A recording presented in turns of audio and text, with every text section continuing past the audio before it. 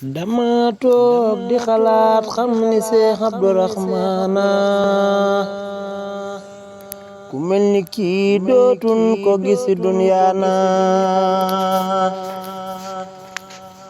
Dama toog di xalaat xam ni Seex Abdurahmaana ku mel ni kii dootun ko gis dunyaana. fu ni jëleeti mbër mu mel ni Seex Abdurahmaana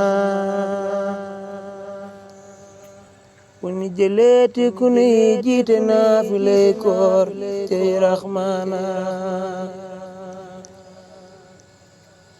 keroog ba Sëriñ Samba yi demee jullit yépp naa fu nu jëm ngir dootun gisati ku ni gindi ci Rahmaana.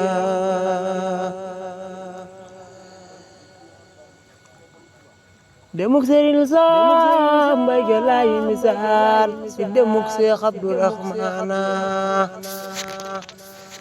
ngir moo taxawaayu Sëriñ Samba ba Rahmaana.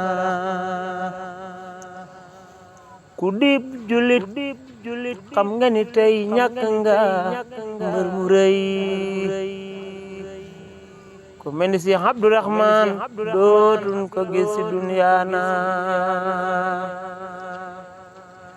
fu ni jëleeti waaju daa gindi ci téere Rahmaana fu ni jëleeti mbër mu tol ni Seex Abdurahmaana.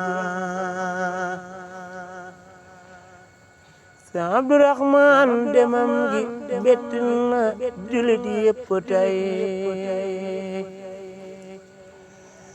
xam nan ni ñàkk nan mbër cey Rahmaana. te yàlla kat dogal bile yéeme na Rahmaana ngir sab dogal sax kenn du ko sikk cey Rabbaana.